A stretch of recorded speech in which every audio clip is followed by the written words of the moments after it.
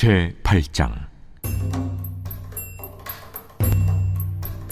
수아 사람 빌닷이 대답하여 이르되 네가 어느 때까지 이런 말을 하겠으며 어느 때까지 네 입의 말이 거센 바람과 같겠는가?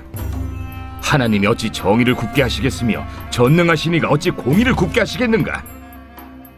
네 자녀들이 주께 죄를 지었으므로 주께서 그들을 그 죄에 버려두셨나니 네가 만일 하나님을 찾으며 전능하신 이에게 간구하고 또 청결하고 정직하면 반드시 너를 돌보시고 네 의로운 처소를 평안하게 하실 것이라. 네 시작은 미약하였으나 네 나중은 심히 창대하리라. 청하건대 너는 예시대 사람에게 물으며 조상들이 터득한 일을 배울지어다. 우리는 어제부터 있었을 뿐이라 우리는 아는 것이 없으며 세상에 있는 날이 그림자와 같으니라. 그들이 네게 가르쳐 이르지 아니하겠느냐? 그 마음에서 나오는 말을 하지 아니하겠느냐? 왕골이 진펄 아닌 데서 크게 자라겠으며 갈대가 물 없는 데서 크게 자라겠느냐?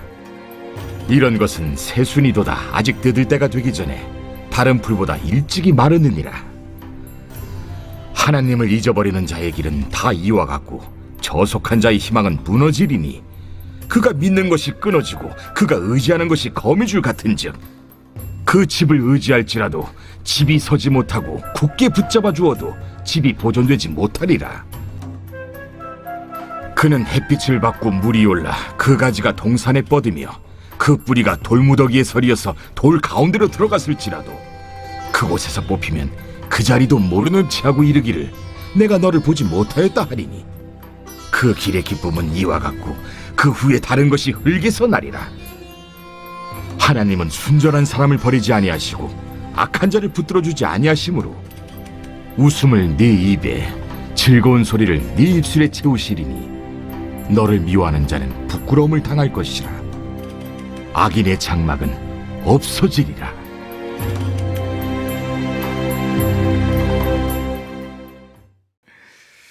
오늘 빌닷이 욥에게 한 이야기 함께 살펴보도록 하겠습니다. 우리 서론 유인물 보시면서 함께 살펴보죠. 욥기는 인생에서 만나게 되는 고난의 문제와 그 고난 속에서 고민하게 되는 하나님의 존재에 대해 시의 형식을 빌어 긴 호흡으로 기록한 성경입니다. 욥기 1장 2장에서는 욥이 당한 고난이 죄로 인한 것이 아니고 하나님이 허용하신 고난임을 언급하고 있습니다. 욥은 재산과 자녀를 잃고 몸에 질병까지 얻게 되었습니다. 이 소식을 들은 세 친구가 욥을 위로하기 위해 찾아옵니다.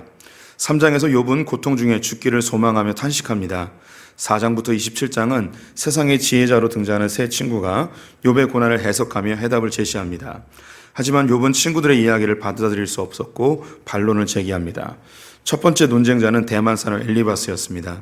그는 제일 나이 많은 연장자로서 친절하게 욥에게 권면하지만 그 핵심은 욥의 고난이 죄로 인한 것이기에 하나님께 겸손히 용서를 구하라는 것이었습니다. 이에 대해 욥은 자신이 하나님께 정직히 행하였고 이 고난은 하나님께로부터 온 단련의 과정임을 고백합니다. 그럼에도 너무 고통스러워 죽고 싶다며 한탄을 쏟아내지요.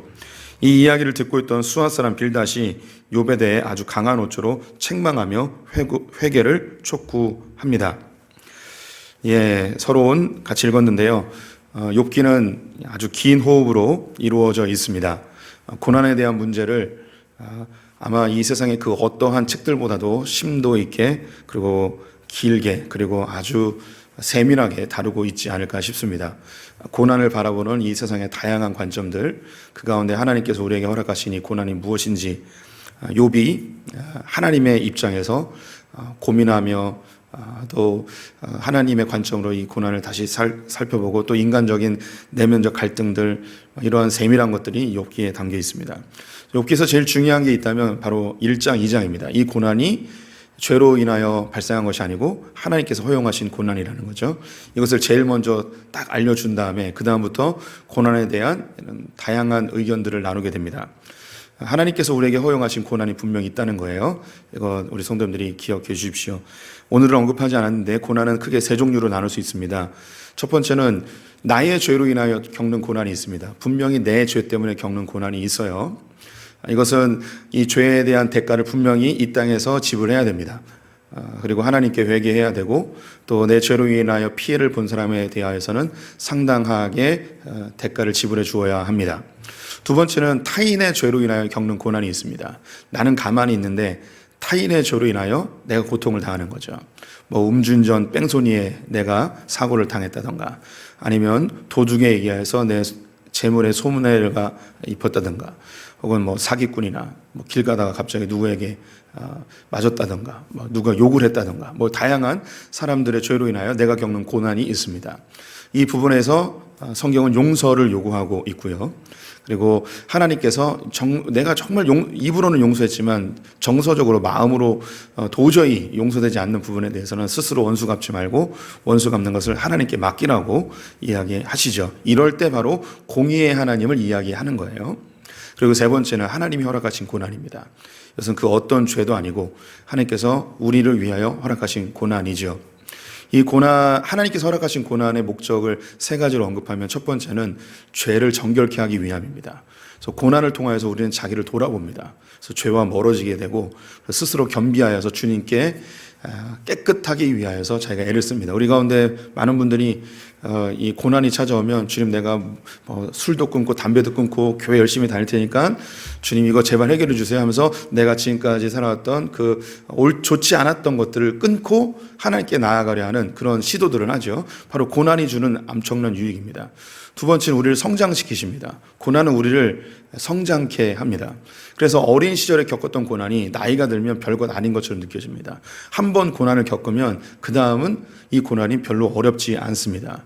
이성철 목사님이 우리 소풍교회 이전하는데 제일 열심히 일을 하셨어요. 그래서 제가 처음에 얘기했죠. 목사님 이걸 다 하면 개척의 마음이 드실 겁니다. 그랬더니 지금 이제 뭐라고 그러냐면 교회를 개척해도 자기는 두렵지 않대요. 담임 목사하는 건 두려워도 개척하는 이제 두렵지 않대요. 어떻게 해야 될지를 다 알겠대요. 한 번 더 해보면 좋겠대요. 그래서 하라고 그랬어요. 이게 뭔가 이게 고난이고 두렵고 어렵지만 그 과정을 겪고 나면 우리가 성장하는 것을 보게 되죠. 우리 성도님들도 아기 처음 날 때 얼마나 두렵고 고난입니까? 둘 날면 더 힘들죠. 셋 나면 더 힘듭니다. 하지만 더 힘들긴 하지만 그것이 두렵거나 고난으로 여겨지지 않고 더 예쁘고 더 사랑스러워지는 걸 볼 수 있습니다. 저는 아들이 셋 있는데 저는 전혀 두렵거나 고난으로 여기지 않습니다. 넷 낳고 싶고 다섯 낳고 싶습니다. 아내는 모르겠지만 저는 더 이제 시간이 지날수록 제가 아빠로서 성장하는 걸 느끼게 됩니다. 한 10명 나면 저는 아빠로서 득도할 것 같습니다. 이제서야 조금 아빠가 뭔지 3명 정도 키워보니까 알 것 같습니다. 1명 아빠가 뭔지 모릅니다. 2명 모릅니다. 한 3명은 키워봐야지 아빠가 무엇인지 성장하게 되는 것이죠. 이런 잔챙이들은 이제 아빠라고 이야기할 수 없습니다. 또 하나님께서 우리에게 주시는 고난의 유익, 하나님이 허락하시는 고난의 유익, 그것은 하나님께 가까이 가는 겁니다. 하나님께서 창세기 3장에 가시설꾼과 엉겅퀴 그리고 여인들은 아기를 낳는 고난, 남자들은 땀 흘려야 되는 수고, 이런 것이 성경의 저주처럼 보여지고 고난처럼 느껴지지만 이건 하나님이 주신 선물이에요. 죄를 지은 인간에게 이런 고난이 없다면 사람들은 절대 하나님을 찾지 않습니다. 이런 고난을 통해서 사람은 하나님을 찾게 됩니다.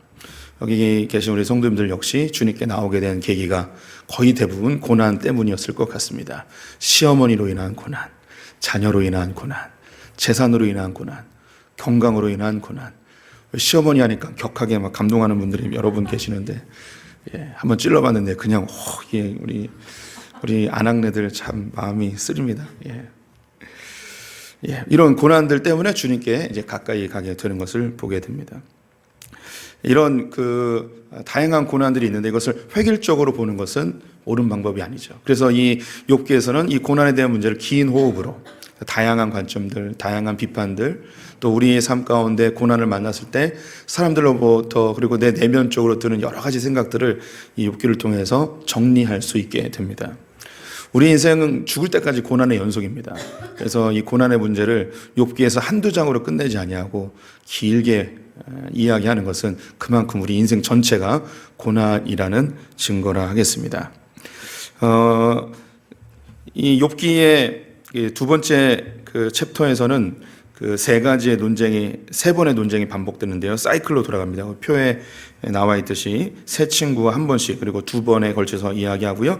세 번째 논쟁 때는 소발은 제외하고 세 세트로 논쟁이 이어집니다. 오늘은 첫 번째 논쟁에서 두 번째 주자인 빌닷의 이야기를 함께 살펴보도록 하겠습니다. 우리 1절부터 7절까지 다시 한번 교독해 보겠습니다. 성도님들 먼저 읽어봐 주세요. 시작. 수아 사람 빌닷이 대답하여 이르되 내가 어느 때까지 이런 말을 하겠으며 어느 때까지 내 입의 말이 거친 바람과 같겠는가.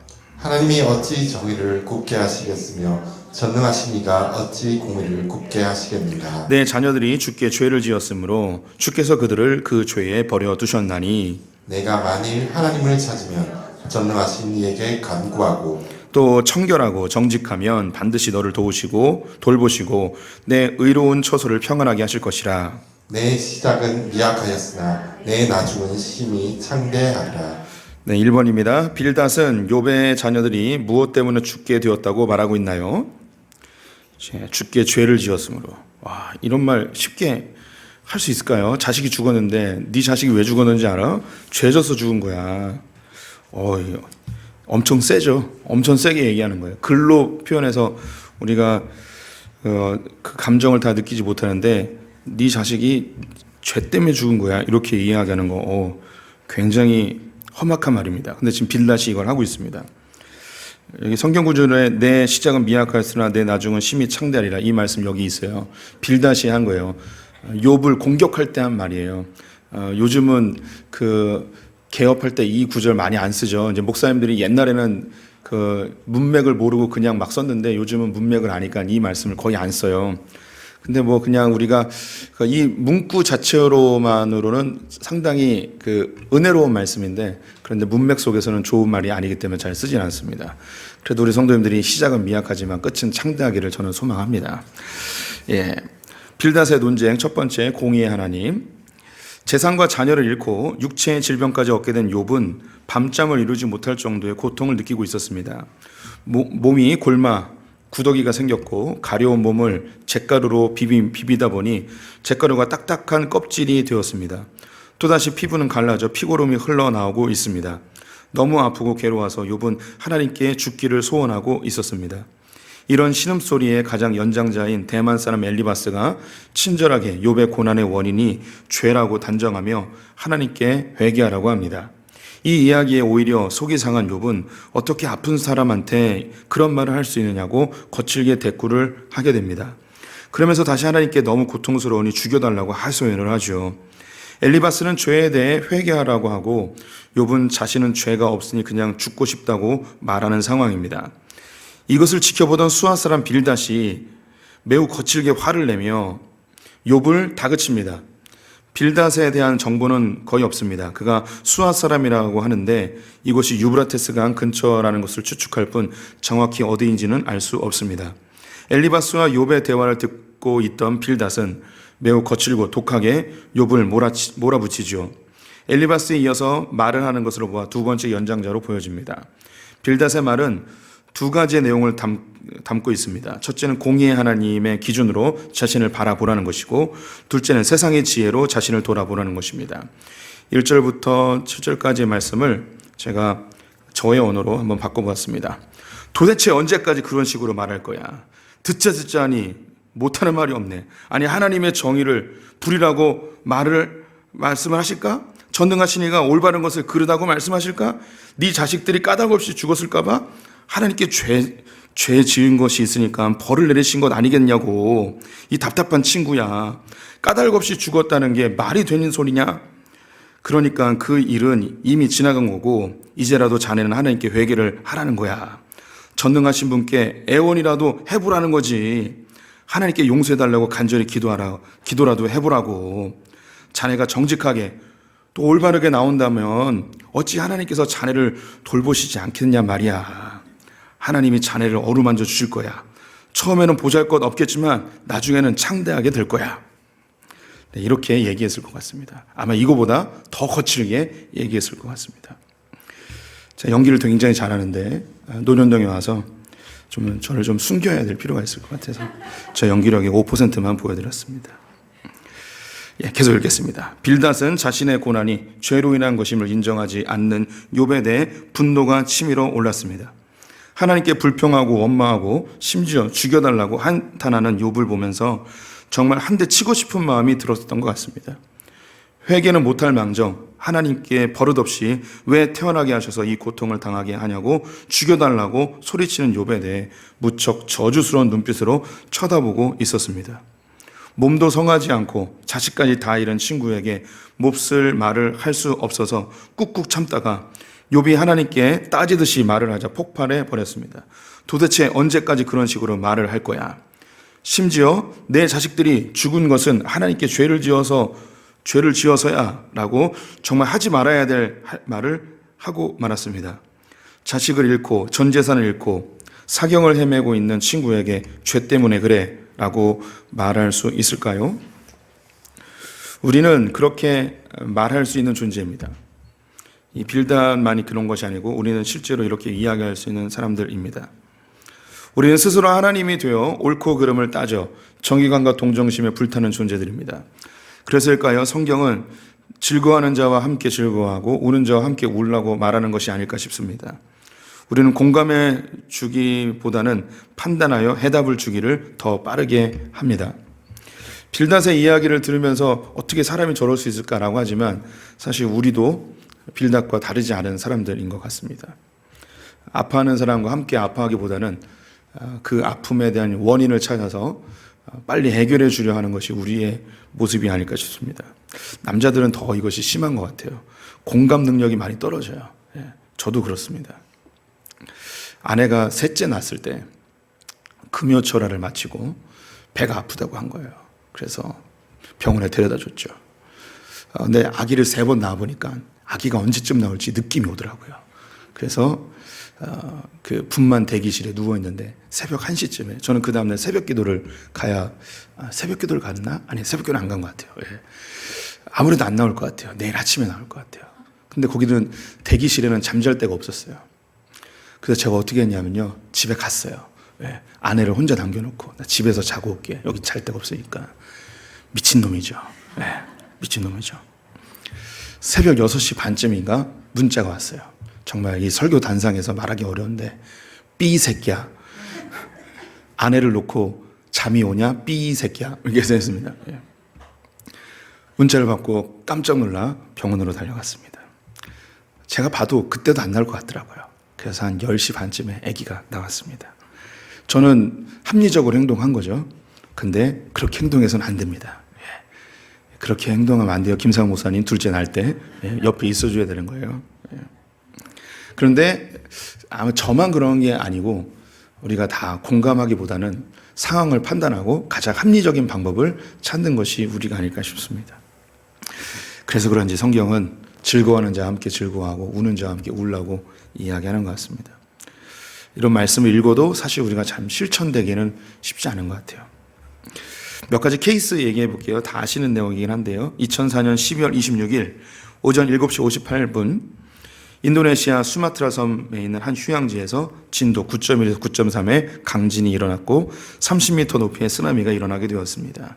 22만 명이 넘는 엄청난 사망자가 발생하였고 그 중에는 크리스마스 연휴를 맞아 휴가를 즐기러 온 전 세계 많은 사람들이 함께 포함되어 있었습니다.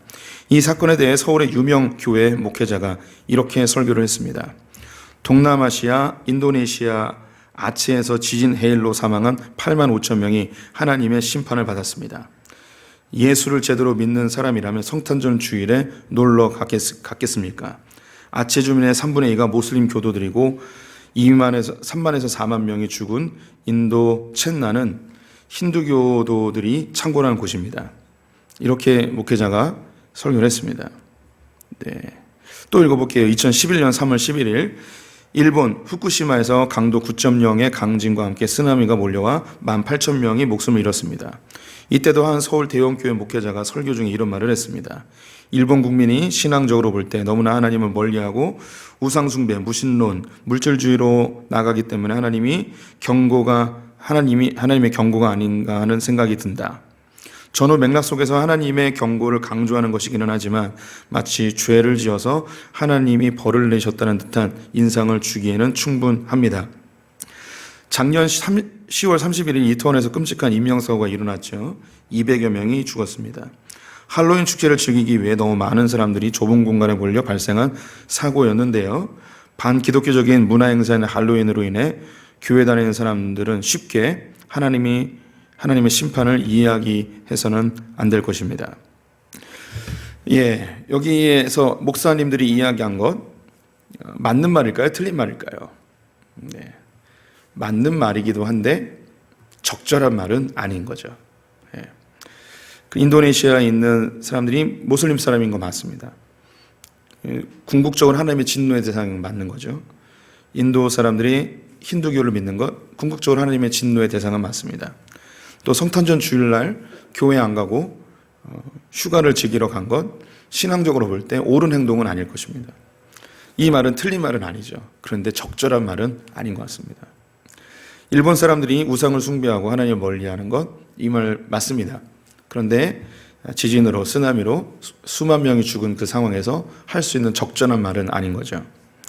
할로윈 축제가 반기독교적인 행사인 거 맞고 또 많은 사람들이 흥분하고 술과 약물에 취하여서 흐느적거리다 그렇게 쓰러져 버린 것 충분히 누군가는 비난하고 비판할 수 있습니다. 하지만 그렇게 젊은 자식들이 죽은 그 유가족들이 이런 비판을 들었을 때 이것은 절대 그들의 마음에 해답이 되진 않죠. 오히려 더 상책이 나는 말이 될 것입니다. 그래서 적절한 말, 맞는 말이 다 필요한 것은 아닌 것 같습니다. 그러면 이것은 남의 이야기고 우리 이야기 한번 해볼게요. 우리 성도님들 중에 마땅히 충분히 일어날 수 있는 케이스 하나 준비해봤습니다. 마트에 간다는 사람이 왜 이렇게 늦게 들어와? 아무 말 없이 문을 닫고 들어오는 아내. 왜 빈손이야? 무슨 일이 있었어? 아이 짜증나. 마트에서 물건을 계산하려고 하는데 글쎄 가방에 지갑이 없는 거야. 뭐? 왜 지갑을 안 가지고 갔어? 아니 잃어버린 것 같아. 그 다음 남편의 대사는 무엇일까요? 우리 성도님들의 남편이 어떻게 대답을 하십니까? 이런 칠칠 맞은, 내가 잘 갖고 다니라고 그랬지. 이때 아내에게 필요한 대답은 무엇일까요? 고객님 많이 놀라셨죠? 많이 당황하셨죠? 이게 정답이죠. 많이 놀랐겠구나 여보. 내가 새로운 거 하나 사줄게. 돈이 뭘 중요하겠어. 당신을 잃어버리지 않은 게 다행이야. 아멘. 우리는 정답을 알지만 정답보다는 사람에게 상처 주는 말을 더 쉽게 합니다. 공감해 줘야 되는 건 알지만 공감이 참 쉽지가 않습니다. 이 빌닷이 남의 이야기 같고 비난받아야 될 사람처럼 느껴지겠지만 이 빌닷은 곧 우리의 모습임을 발견하게 되는 거죠. 8절에서 10절 교독해 볼게요. 성도님들 먼저 읽어주세요. 시작. 청하건대 너는 예시대 사람에게 물으며 조상들이 터득한 일을 배울지어다.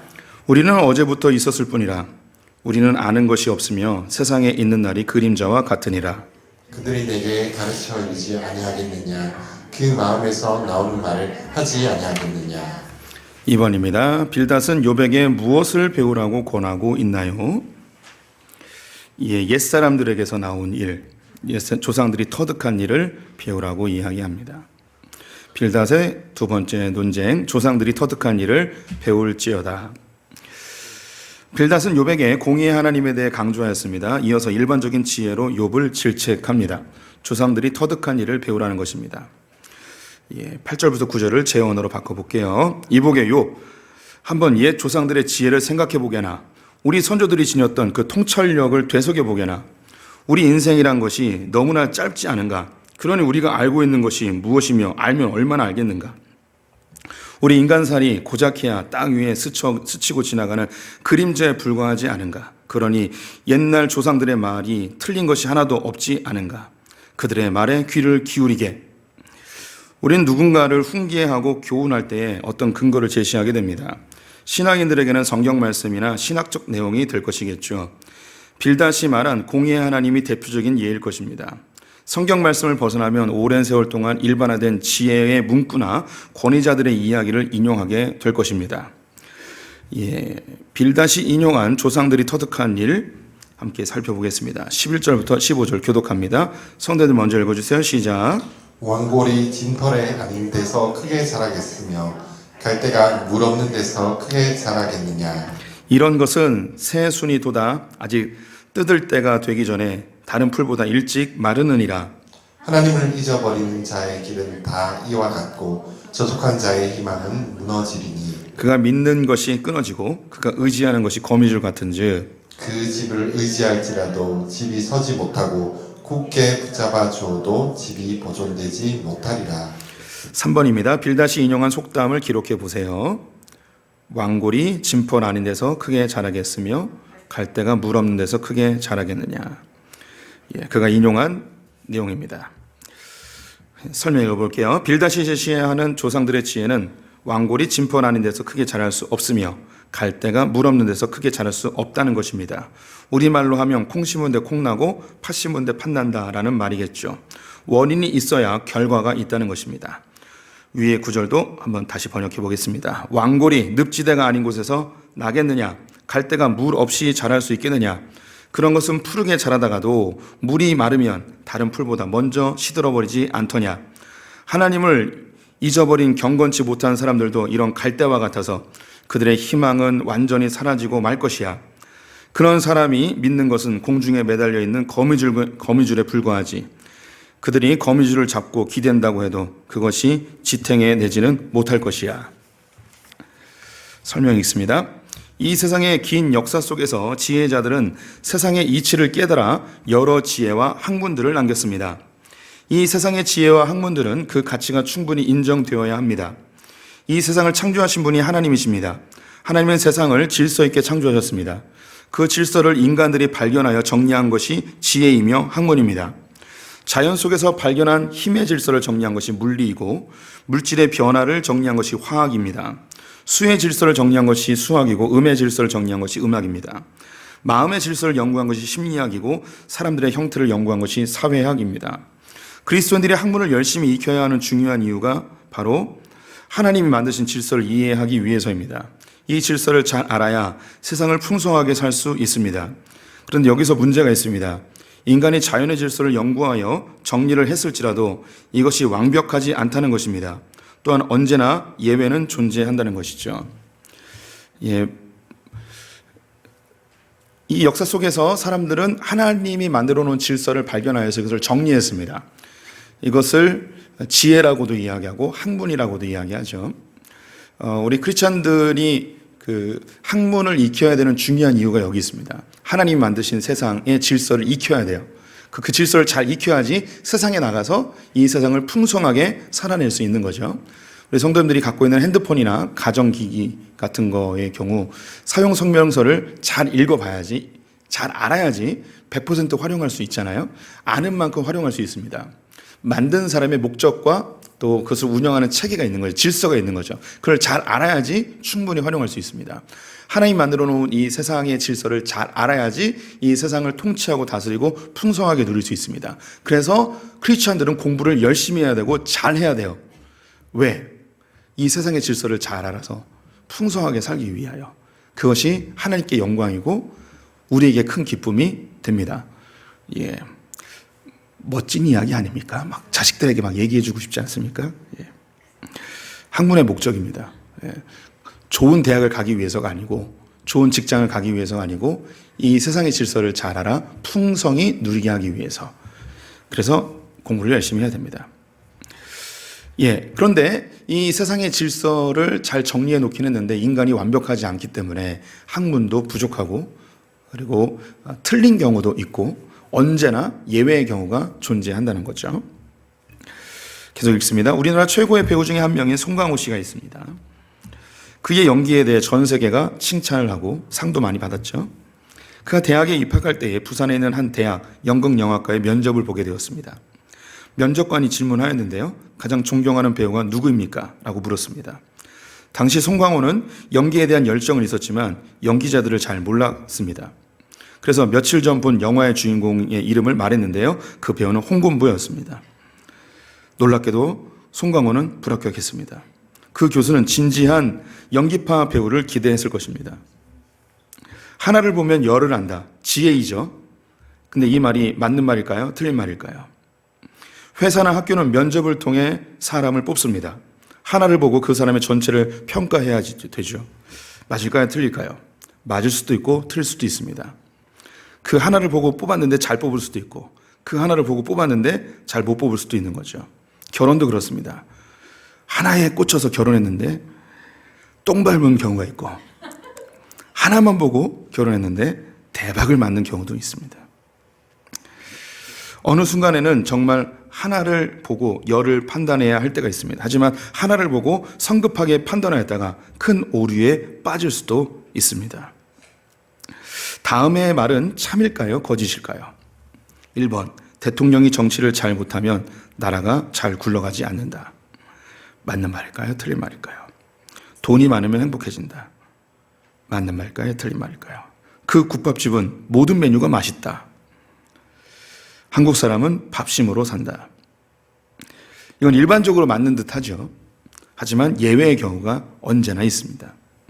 그리고 누군가에게는 틀릴 수도 있는 것이죠. 지금 이 빌닷은 진폰에서 어찌 왕골이 나겠으며 물기 없는 데서 어찌 갈대가 나겠느냐라는 아주 일반적인 이야기를 했습니다. 그런데 이게 안 맞을 수도 있는 거예요. 이 질서를 지혜로서 얘기를 했지만 안 맞는 경우도 있을 수 있다는 거죠. 16절부터 19절 교독해 보겠습니다. 제가 먼저 읽습니다. 그는 햇빛을 받고 물이 올라 그 가지가 동산에 뻗으며 그 뿌리가 돌무더기에 서리어서 돌 가운데로 들어갔을지라도 그곳에서 뽑히면 그 자리도 모르는 채하고 이르기를 내가 나를 보지 못하였다 하리니 그 길의 기쁨은 이와 같고 그 외에 다른 것이 흙에서 나리라. 4번입니다. 빌닷은 욥을 식물에 비유하고 있는데 이 식물은 누가 뽑아버렸을까요? 답은 하나님입니다. 설명하면서 읽어드릴게요. 동산의 식물에게서 배워라. 빌닷은 욥이 당한 고난, 즉 완전히 몰락한 상황을 한 식물에 비유하며 비판을 합니다. 다시 번역한 거 읽어보겠습니다. 또 어떤 식물이 있다 치자 뜨거운 햇볕 아래에서 싱싱하게 잘 자라나는 식물이 있다고 하자 그 가지가 온 정원을 다 내리뻗고 돌무더기가 있어도 아랑곳하지 않고 뚫고 들어가 뿌리를 내려 뒤엉키겠지. 그러다가도 그 식물이 뽑히면 그 자리는 언제 그 식물이 있었냐는 듯 아무 변화도 없을 것이고 사람들도 금방 잊어버릴 것이야. 곧 그 자리에는 다른 식물들이 자라겠지. 우리가 인생에서 누리는 기쁨이라는 게 이와 같이 빨리 지나가는 거지. 빌닷의 말은 아주 날카로운 칼과 같습니다. 빌닷은 욥을 동산 정원에 잘 뻗은 식물로 비유하고 있습니다. 그런데 이 식물은 햇빛을 받고 물이 올랐기 때문에 잘 자란 것이라고 합니다. 욥의 성공은 상황이 좋아서, 다른 말로 운이 좋아서 성공한 것이라는 것입니다. 기독교적인 용어로 바꾸면 하나님의 은혜로 잘 되었다는 것이죠. 그런데 지금 욥이라는 식물이 자신의 터전에서 뽑혔다고 합니다. 이 식물을 뽑은 존재는 하나님이십니다. 뽑힌 식물은 곧 시들어 버릴 것이고 그 땅도 그 식물을 잊어버리고 사람들도 시간이 지나면 언제 식물이 있었는지 잊어버릴 것입니다. 욥이 이런 상황이라는 것이죠. 한때 잘 나갔지만 이렇게 망하면 그 누구도 기억해 주지 않는다는 것입니다. 이 말을 더 적나라하게 말하면 이렇게 다 망한 상태에서 잘난 척하지 말라는 것입니다. 너 옛날에 잘 나갔지. 햇빛이 있고 물이 있으니까 잘 뻗어서 동산에 뿌리를 잘 내리고 이렇게 편만하게 된 거야. 그런데 너 지금 뽑혔잖아. 하나님이 너에게 은혜 주시고 상황 주셔서 네가 잘 나가고 있는데 지금 하나님이 확 뽑아버렸잖아. 너 이렇게 죽으면 누가 널 기억해 주겠냐. 이 세상에 네가 있었던 거 누가 생각하겠냐. 잘난 척하지 마. 네가 이렇게 되게 잘 살았고 옛날에 잘 나갔고 왕년에 그런 얘기 하지 마. 너 지금 꼬라지를 봐. 너 지금 하나님 앞에 무릎 꿇어야 돼. 너 하나님 앞에 싹싹 빌어야 돼. 지금 아직까지 그렇게 고개 뻣뻣하게 들고 교만하게 있으면 어떡해. 지금 그 얘기하고 있는 거예요. 옛날에 이렇게 잘 나갔지만 너 지금 봐라. 하나님께 뽑아가지고 다 말라 비틀어져가지고 죽어가고 있는데 아직도 뭐가 그렇게 잘났다고 얘기하냐고 굉장히 날카롭게 얘기하고 있습니다. 20절에서 22절 제가 먼저 읽습니다. 하나님은 순전한 사람을 버리지 아니하시고 악한 자를 붙들어 주지 아니하심으로 웃음을 내 입에 즐거운 소리를 내 입술에 채우시니 너를 미워하는 자는 부끄러움을 당할 것이라. 악인의 장막은 없어지리라. 5번입니다. 빌닷은 욥을 아까랑 같은 질문이네요. 질문 없이 해보겠습니다. 빌닷은 욥이 당한 고난, 즉 완전히 몰락한 상황을 아까랑 똑같네. 그거 지워버리고요. 거기 새로 번역한 것 읽겠습니다. 자네는 하나님이 어떤 분이신지 아는가? 하나님은 온전한 자를 버리시는 분이 아니지. 반대로 악한 자는 절대 붙들어 주시는 분이 아니신가? 그러나 그만 고집 부리고 인정하게 자네가 당하는 고난은 죄로 인한 것임을, 그렇게 한다면 하나님께서 자네의 입에 웃음을, 입술에 즐거운 소리를 회복시켜 주실 것세. 뿐만 아니라 자네를 미워하는 자들은 부끄럽게 하실 것이고 자네의 재산을 다 빼앗아간 악한 자들은 장막에 자취도 없어지게 하실 것일세. 빌닷은 욥의 고난이 철저히 인과응보의 시각으로 바라보고 있습니다. 죄를 심판하시는 공의의 하나님을 근거로 일반적인 자연의 질서 속에서 인과론으로 욥의 상황을 판단하고 있습니다. 빌닷이 말한 것 중에서 틀린 것은 없습니다. 분명히 다 맞는 말입니다. 하나님은 공의의 하나님 맞습니다. 또한 원인이 있어야 결과가 있습니다. 하지만 빌닷 역시 두 가지의 큰 실수를 하고 있습니다. 첫째, 빌닷의 말은 상황적으로 적절하지 않았다는 것입니다. 욥에게 지금 필요한 것은 함께 있어주는 위로이지 지적과 훈계가 아니라는 것입니다. 둘째, 빌닷은 성급한 일반화의 오류에 빠졌다는 것입니다. 자신이 경험한 하나님이 하나님의 전부가 아니라는 것이죠. 자연 질서가 맞다고 해도 모든 것이 적용될 수는 없다는 것입니다. 일반화는 반드시 필요합니다. 하지만 성급한 일반화는 큰 오류에 빠질 수 있습니다. 하나님은 공의의 하나님 맞습니다. 하지만 하나님은 사랑의 하나님이시기도 하죠. 하나님은 온 세상을 창조하시고 통치하시는 크신 하나님이십니다. 동시에 하나님은 우리의 작은 신음에도 응답하시는 좋은 아버지이십니다. 크신 하나님은 죄에 대해 심판하십니다. 동시에 좋은 아버지는 자녀들의 성숙과 정결함을 위해 고난을 선물로 주실 때도 있습니다. 하나님은 우주보다 크신 분이시죠. 반면 우리는 먼지에 불과합니다. 우리가 하나님을 경험한다 해도 먼지만큼의 경험임을 인정해야 합니다. 이 먼지만큼의 경험을 가지고 다른 사람을 평가하고 비판한다는 것은 엄청난 오류가 아닐 수 없습니다. 우리는 하나님께 대해 늘 겸손해야 합니다. 이 부분은 우리 성도님들이 반드시 신앙생활에서 기억해 주셔야 할 부분입니다. 저에게도 굉장히 중요한 부분이고요. 그리고 저의 신앙생활에서 이 부분이 큰 전환점을 준 부분이기도 합니다. 이 이야기는 많은 신앙의 선배들이 하긴 하였지만 이걸 제일 잘 설명한 사람이 철학자 헤겔이라는 사람입니다. 헤겔이 하나님을 이렇게 크신 분으로 묘사합니다. 그리고 우리 인간은 하나님에 비해서 먼지보다 작은 존재이죠. 그리고 우리가 하나님을 만나는 거죠. 이걸 접촉이라고 이야기하는데 하나님과 접촉합니다. 그럼 하나님이 이따만하게 크고 나는 요만한데 내가 하나님을 만났다 한들 하나님이 얼만큼을 내가 만난 걸까요? 정말 먼지만큼 경험하고 먼지만큼만 알게 된 거죠. 그런데 내가 경험하고 내가 아는 하나님으로 하나님의 전부를 아느냐 이야기한다면 이건 정말 교만 중에 진짜 교만이라 하겠습니다. 근데 여기까지는 좋았는데 그 다음에 이제 헤겔의 이제 제자들이 나도 하나님을 경험하고 너도 하나님을 경험하고 다 경험했어요. 그러니까 나도 진리, 너도 진리, 다 진리. 그래서 포스트 모더니즘이라는 게 나오게 됐어요. 그래서 다른 사람이 이야기한 것을 틀리다 이야기하지 않고 모두 다 존중해주고 모두게 다 맞다고 이야기하는 포스트 모더니즘이라는 게 나오긴 하였는데, 그런데 우리가 하나님 앞에서 겸손히 내가 아는 하나님이 전부가 아니라는 것을 인정하는 건 굉장히 중요합니다. 그런데 우리에게는 정확무한 하나님의 말씀이 있기 때문에 말씀을 기준으로 삼아 말씀이 이야기하는 것은 우리가 다 같은 마음으로 한 목소리를 내되 본질 아닌 것에 대해서는 내가 경험한 하나님이 전부가 아니라는 것, 그리고 하나님은 다양성이 있다는 것 인정할 필요가 있습니다. 하나님은 공의 하나님 맞습니다. 그래서 죄 지은 자에 대해서 심판하십니다. 하지만 좋은 아버지세요. 그래서 내 자녀가 그릇된 길로 갈 때에 그가 죄를 지었다고 해서 죄 때문에 징계하시는 게 아니고 사랑하기 때문에 징계하시는 거죠. 그래서 고난이 죄 때문이 아니고 사랑하기 때문에 성숙시키기 위하여 정결케 하기 위하여 올바른 길을 걷게 하기 위해서 주님께서 사랑의 매를 대실 때가 있습니다. 이거는 절대 징계가 아닙니다. 사랑이죠. 똑같은데 하나님을 어떻게 보느냐에 따라서 완전히 달라지는 것입니다.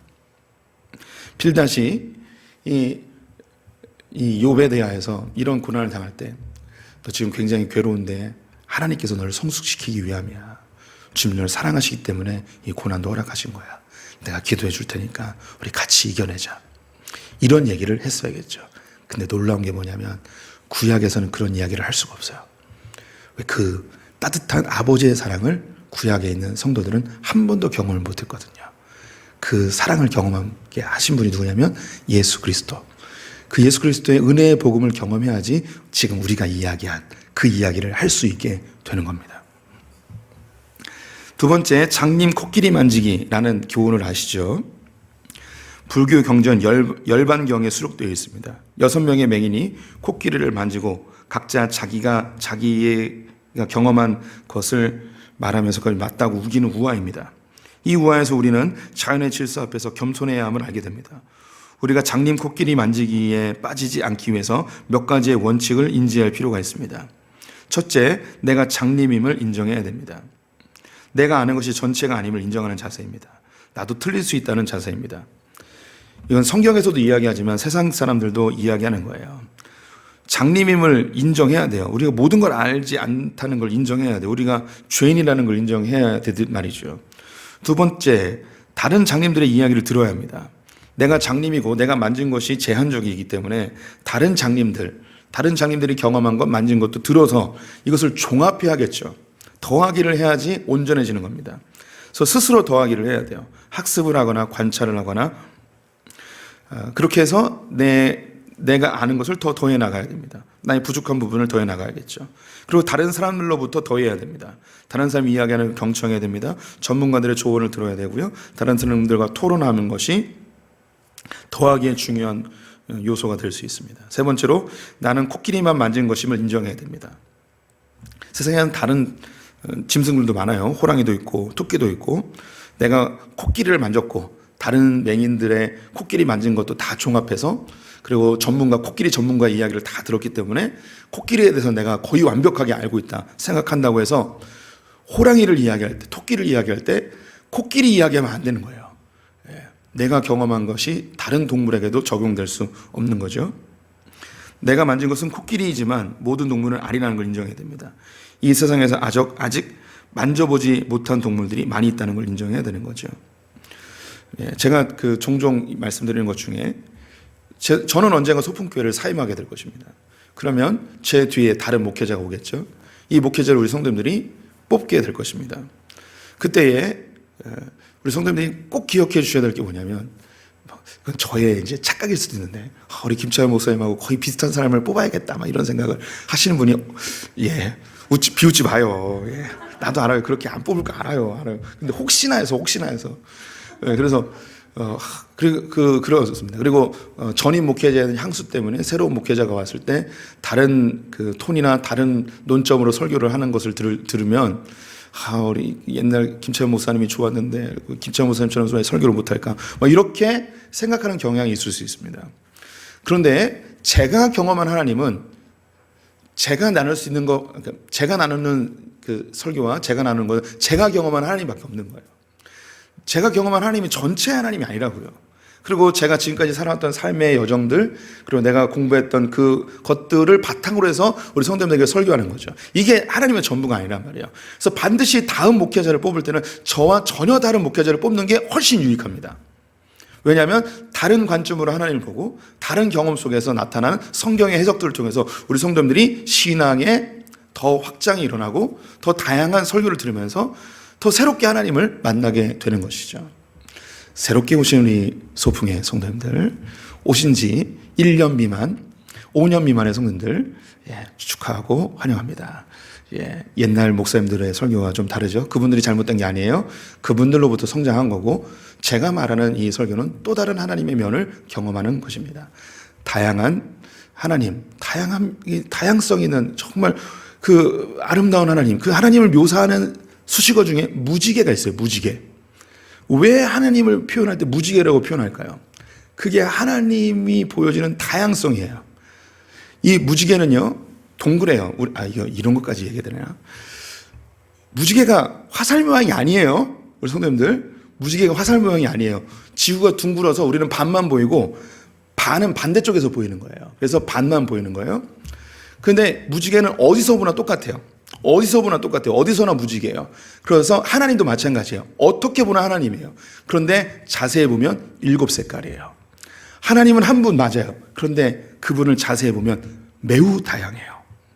분노하실 때도 있고, 친절하실 때도 있고, 공의로우실 때도 있고, 사랑이 많으실 때도 있고, 세밀하실 때도 있고, 광대하실 때도 있고, 이 하나님의 다양성, 이걸 우리가 인정해야 돼요. 내가 아는 하나님이 전부가 아니에요.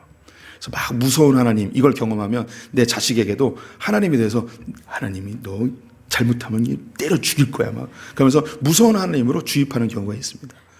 그리고 이 하나님의 그 사랑을 속삭이듯이 이야기하면 저런 못된 목사가 어딨냐고, 이 하나님이 이 두려운 하나님에 대해서 그 두렵고 떨림으로 주님을 섬겨야지 저렇게 경고망동하게 하나님 앞에 뭐 하는 거냐고 이렇게 이야기해서는 안 된다는 거죠. 또한 반대로 하나님을 굉장히 친밀하게 이렇게 사귀듯이 친구처럼 이렇게 하는 분이 있어요. 걸어다니면서도 주님께 막 대화하는 분, 주님 벚꽃이 아름답지 않습니까 주님? 주님 저 강아지들 너무 예쁘지 않습니까 주님? 이렇게 굉장히 정말 친구처럼 보는 이런 그 성도들이 있어요. 그런데 어떤 분들은 주님 앞에 막 정말 두렵고 떨림으로 하는 성도를 보면서 하나님을 저렇게 믿으면 어떡하냐고, 주님 얼마나 좋은 분인데 저렇게 무서워하면서 어떻게 벌벌 떠면서 신앙, 이렇게 비난해서는 안 된다는 거예요. 우리 성도님들이 신앙생활할 때 반드시 해결해야 될 거, 비판과 기대를 해결하지 않으면 절대 하나님 나라를 누릴 수 없습니다. 우리 성경 말씀에서 벗어나지 말아야 하지만 그 하나님 말씀 안에 있는 하나님의 다양성, 우리가 그것을 존중하고 하나님의 관점으로 우리 지체들을 바라봐야 합니다. 우리 늘 겸손해야 됩니다. 그래서 야고보서 말씀 같이 읽어보죠. 시작. 그러나 더욱 큰 은혜를 주시나니 그러므로 일렀을 때 하나님이 교만한 자를 물리치시고 겸손한 자에게 은혜를 주신다 하였느니라. 아멘. 겸손한 자에게는 더 큰 은혜를 주시게 되어 있습니다. 교만한 자는 내가 아는 하나님이 전부니까 생각하면 거기에 매여서 풍성한 하나님을 누리지 못합니다. 우리 성도님들은 늘 겸손하셔야 됩니다. 내가 아는 하나님이 전부가 아닙니다. 내가 경험한 신앙생활이 전부가 아닙니다. 그래서 내가 알고 있는 신앙적 잣대로 다른 사람의 신앙을 평가하거나 비판하거나 정죄해선 절대 안 됩니다. 혹시 그 마음이 있으면 기도하시면 됩니다. 아까 쓰나미, 지진, 이태원 이 사건으로 잠시 돌아가 보도록 하겠습니다. 그 말이 틀린 말은 아니라고 그랬어요. 적절하지 않다고 했죠. 적절하지 않기 때문에 혹 그런 마음이 들더라도 겉으로는 위로하고 뒤에서는 그 부분을 놓고 기도해야겠죠. 이태원 사건에 대해서 한국 사회에 이미 많이 물들어 있는 이 귀신놀이, 이 할로윈 문화가 정말 안타깝습니다. 저도 그렇게 생각을 해요. 그래서 미국에서는 이 할로윈 문화가 더 강력하기 때문에 10월 31일에는 거의 모든 미국에 있는, 거의 모든이라고 표현하면 이것도 성급한 일반화인데, 많은 교회들이 10월 31일 날 함께 모여서 그 크리스찬 축제를 합니다. 반 할로윈 축제를 하는 거예요. 미국에 있는 많은 사람들이 할로윈 축제로 흥청망청 하는 모습 때문에 크리스찬들은 모여서 다른 문화를 만들려고 애를 쓰는 거죠. 근데 이게 이 이상한 문화가 한국 땅에 들어와가지고 지금 유치원마다 다 할로윈 축제를 해요. 미쳐버리겠어요, 진짜. 귀신놀이 왜 하는지 모르겠어요. 그런 건 없어져야 돼요. 이런 모습에 대해서 우리는 기도해야 되죠. 하지만 그 참사로 인해서 죽은 그 영혼들과 가족들에 대해서는 우리는 같이 애통해 줘야 되는 겁니다. 그래서 우리가 하나님 앞에서 지혜롭게 올바로 행동해야 되는 것, 그리고 겸손하게 행동해야 되는 것, 우리 성도들 기억해 주셨으면 좋겠습니다. 기도하겠습니다.